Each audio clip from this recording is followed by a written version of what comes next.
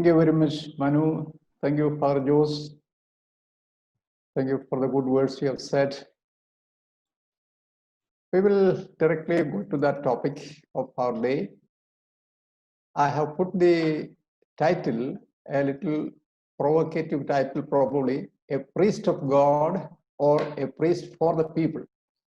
Confusion of priorities during the time of COVID-corona pandemic. Let me straight away go to the introduction. About the title itself will come towards the end. I will comment on it. Now, we experience conflicts of perception and priorities in the life and ministry of priests today, especially during these COVID-corona days. We have to accept this fact honestly and face it squarely. How do the priests understand their own roles today, and what is the expectation of the laity from the priests? But we will be completely off the point if we attempt at an answer before we ask a few other fundamental questions. We may be misled even to comfortable compromise positions if we are not exposed to these crucial questions, such as, how do the Gospels present the role of the priest? In what way did Christ, the only high priest, exercise his priesthood? What do we mean and communicate when we define priest as another Christ or a representative of Christ? We will attempt to deal with these questions without going into an exposition of the theology of priesthood. Before presenting and before going to the discussions and all that, I would like to make a few observations. Three basic propositions or presuppositions. That is, first of all, we underscore the fact that our reflection on the role and task of the priest today, and for that matter at any time of history, should be based on the gospel perception and should never contradict it, namely the personal life and ministry of Jesus. Secondly, the image and functioning of the church also should be part of our reflection, because the priest is situated primarily in the ecclesial community, although not limited to it. Thirdly, we should also make a distinction between the priests who are directly called for and committed to the pastoral service to the people, that is the secular, diocesan, and priests of the communities of apostolic life on the one hand, and the monks and hermits who may be also ordained priests, but are not first and foremost ordained for pastoral, administrative, and organizational responsibilities in the church. We will come to that maybe in the course of the discussions if it is necessary. Then we will go to the first point, that is the eclipse of God in the temple worship during the time of Jesus and today. Maybe we can draw some parallels. Let us begin the basic questions that are raised these days. Where are the priests now, especially since we don't find them where they used to be? They are not seen in their vestments in the church. Where are the people? Where are the priests? Where are the preachers or the miracle workers and visionaries? Are they absconding? Though they always claim to have some hotline with God.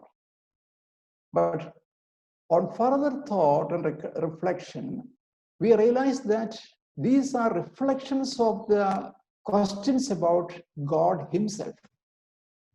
Where is God when we are most in need of him?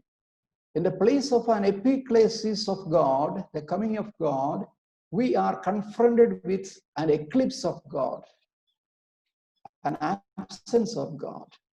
In the same way, we are experiencing an eclipse of the priesthood. Remember, during the time of Jesus, there was an eclipse of the really true God and correspondingly also an eclipse of true priests and prophets. The God exposed and adored in the temple was not primarily the God of the poor and the downtrodden. He was not the God who was present with the people of Israel in Egyptian slavery and Babylonian exile. He was not the God of Jesus Christ too. The Temple of Jerusalem was not central to the life and ministry of Jesus. The real God, the God who walked with our first parents in the paradise, and the God who intervened in the real history and liberated the enslaved people from Egypt, was kept hidden behind all sorts of legal and liturgical paraphernalia. Jesus did not mince his words while criticizing the priests for their indifference to the suffering of his people and their arrogance and audacity, as well as their exhibition of extravagance in life.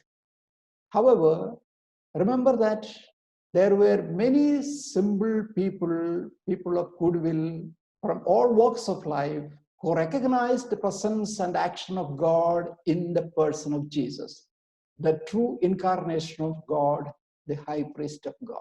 Hence, what we see is an eclipse of a particular notion of God and his priests during the lifetime of Jesus. Instead, Jesus facilitated an epiclesis of the true God, that is the coming down of the Spirit of God in and through his ministry. It was an anamnesis, a reminder and a revelation of the true God of love and compassion, the God of Exodus and the God of the prophets, the God who loves and nourishes his people and the world they live in. Now we will come to the present context of India, because we have to situate the priest in the present context of India. Now, Paulachan Kochapalli from Dharmaram, Bangalore, in his very enlightening and thought-provoking article, Whither the Church in India, published in Jeevatara in July last year, narrates the malaise afflicting the Church in India. Let me quote from him. Misconceptions of our mission, parochial mindedness, domination of priests and indifference of the laity, pomp and show of our pastors, our faulty attitude towards politics, insufficient interest in social activities, reluctance to take a stand on the side of the workers and the poor, a relish for power and glory, vain institutionalism, too much diplomacy among bishops and priests, a lack of church consciousness as a pilgrim people on earth, etc. Here ends the quote.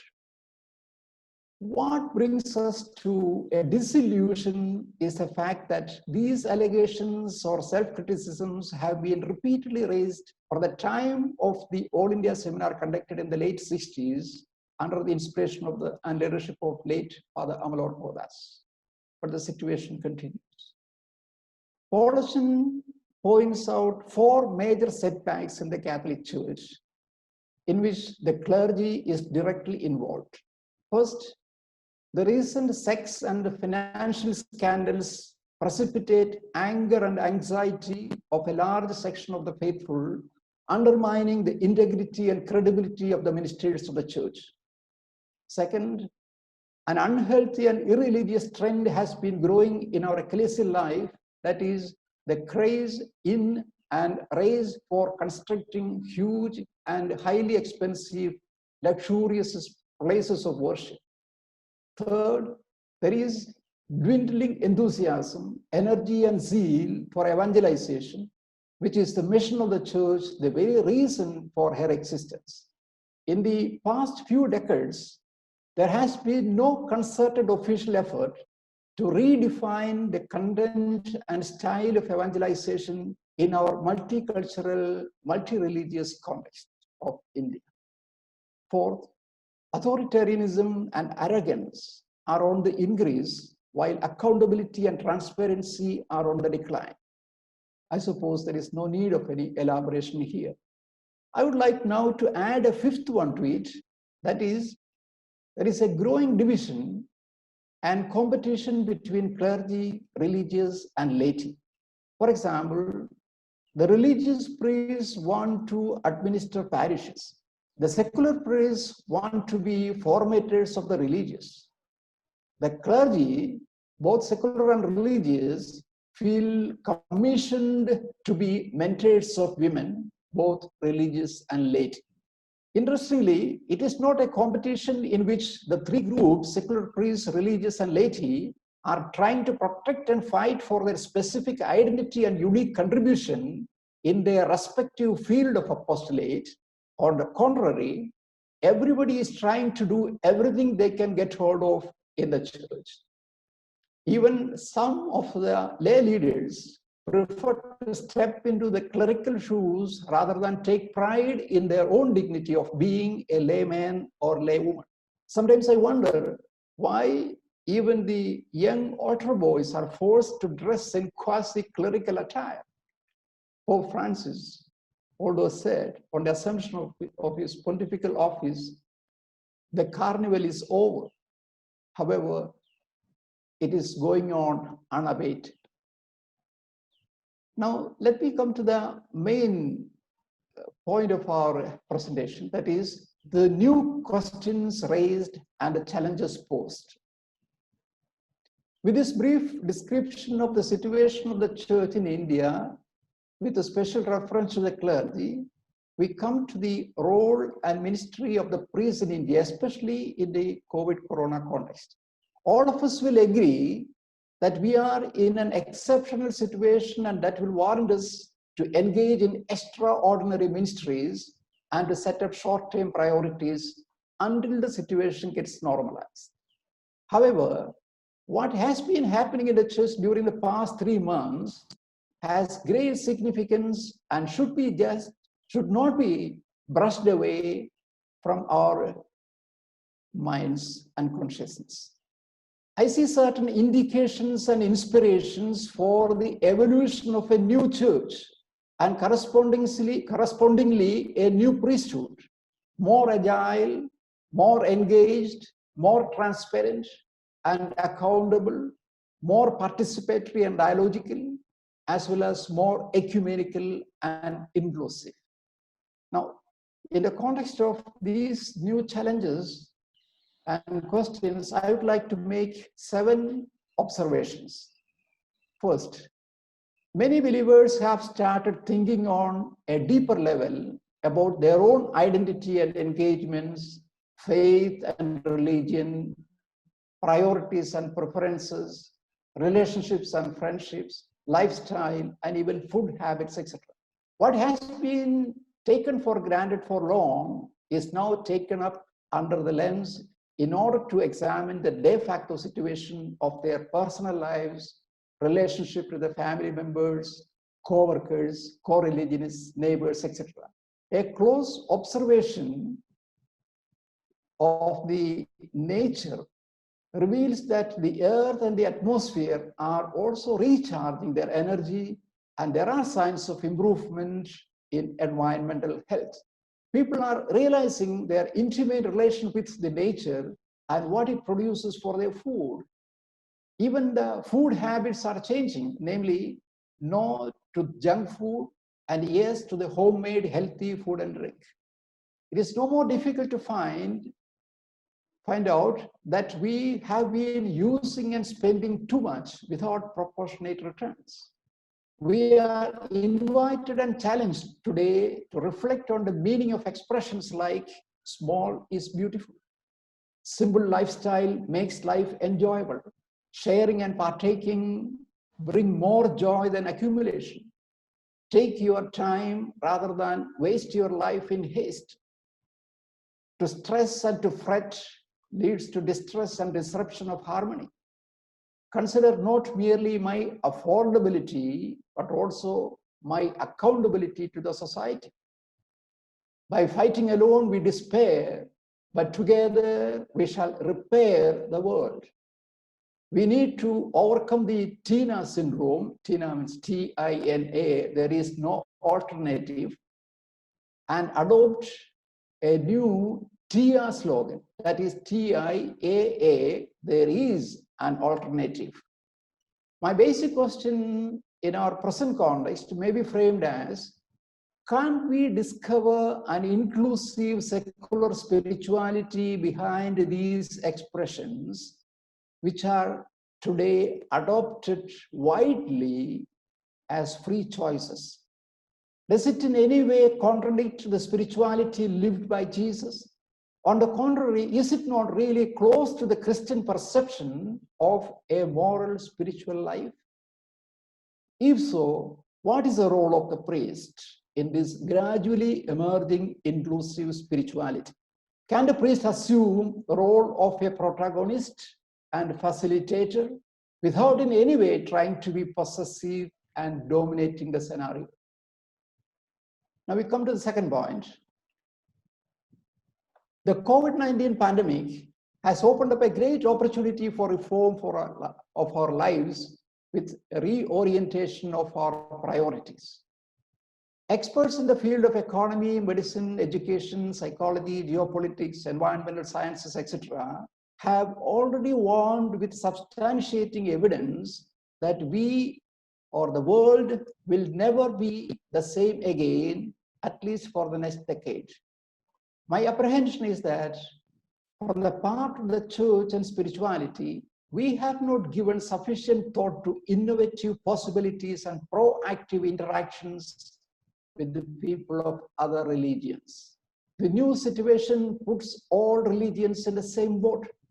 People of all religions stand helpless before the threat of virus epidemic, irrespective of the color of their skin, the dress they wear, the food they take, the ideology they profess, the education they have, the language they speak, the faith and religion which they cherish, and the liturgies they celebrate. It will be a colossal loss if we miss this opportunity, hoping to return to the usual routine as early as possible. I would like to underline the fact that so many WhatsApp groups came up spontaneously and sporadically to provide urgent help to those who are caught up in the after effects of corona. It is beautiful to see that people of all religions, languages, religions and ideologies join together to provide transport and other amenities to the hapless, panic-stricken daily laborers across the length and breadth of India. The concerted action is an eye-opener to the people who look for new expressions of down-to-earth spirituality rooted in our common humanity. Many Christians, including bishops, priests, and religious, have been in the forefront in providing such service. In the context of our theme of reflection, the question is, what has been the role of the priest in this whole adventurous, unparalleled program of interreligious collaboration? Are we not somehow still guided by the principle of do it alone or leave it? Our recent popes have been encouraging the faithful to seek and promote the collaboration of all people of goodwill for the good of the entire humanity. Are our priests functioning as promoters or as roadblocks for such collaboration? I feel that we need to pursue this matter much more intensely in the near future. Now we'll come to the third observation. Many priests are feeling ill at ease with the solitude and silence during the lockdown period forced upon them by the civil authority. Instead of making use of the time creatively to initiate personalized spiritual accompaniment and care to the most deserving families or individuals through phone or other possibilities on the internet, many priests, I'm afraid, are tempted to waste away their precious time irresponsibly because they are not trained for that. When the people are looking for consolation and encouragement to solve their spiritual and psychological problems during the quarantine or lockdown period, the church was conspicuous by her absence in spite of her centuries-long experience and expertise on voluntary isolation of contemplative life in hermitages and monasteries. In fact, astronauts were approached for advice how to survive lockdown and social distancing, since it was part of their training to prepare for the space travel. Now, the church was either busy with online liturgy and devotion, Bible quiz and retreats, or to meet the material needs of the people affected by the corona pandemic. This is definitely a praiseworthy service. But now, what caught my attention was the write-up in the UCA news bulletin on 25th of May.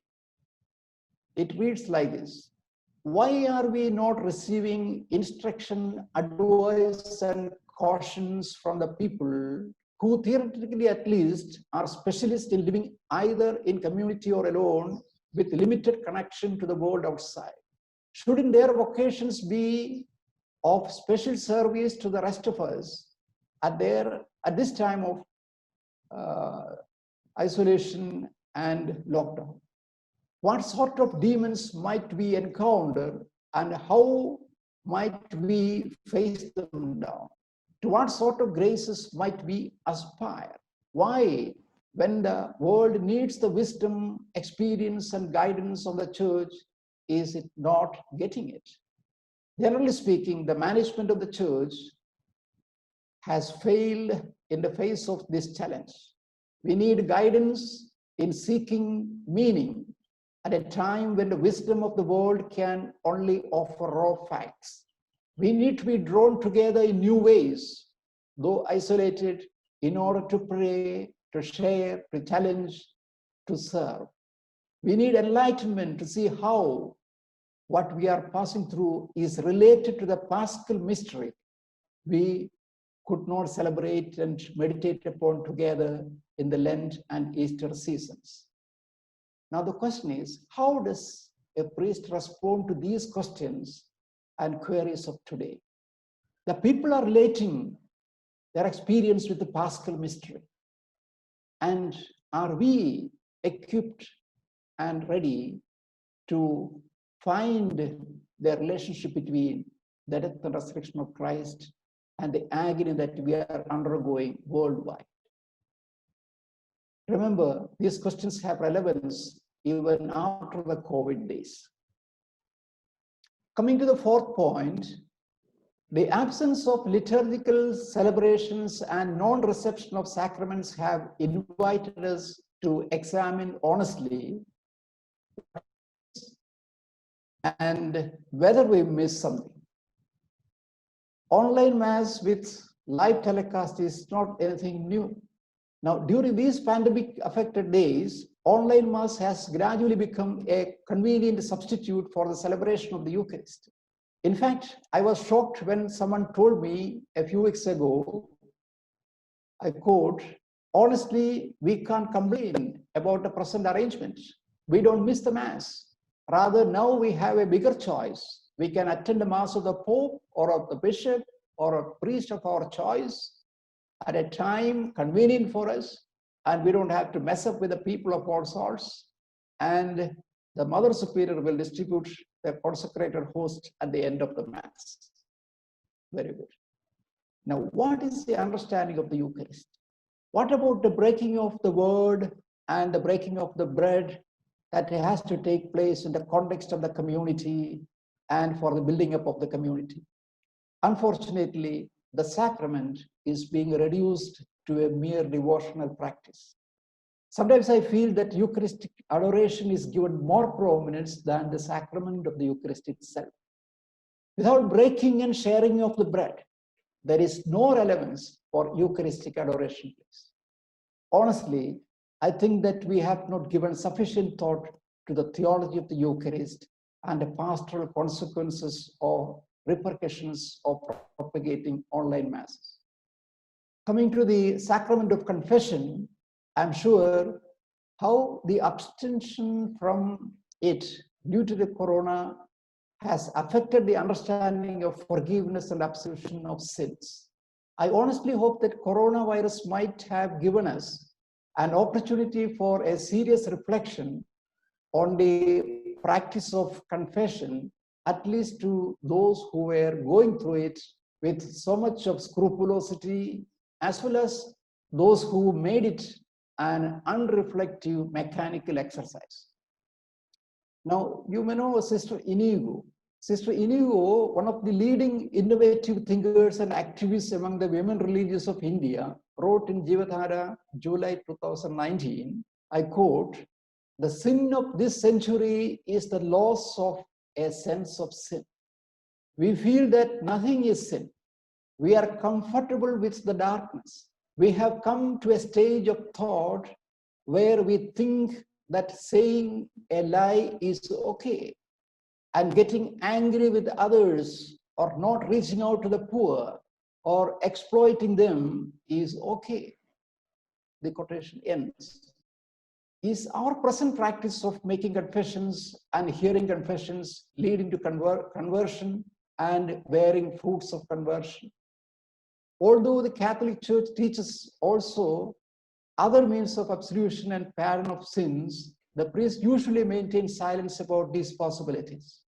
On the one side, we instill all sorts of fear, psychosis, and guilt complex in the minds of the children before they can even decipher between sin and virtue. On the other side, we attach a magical effectiveness to the ritual confession. I hope that these COVID days would help us to reflect on the teaching of the Church on the absolution of sins and to profit from them in a responsible way. Now, coming to the fifth point, that is clericalism. I will skip a little.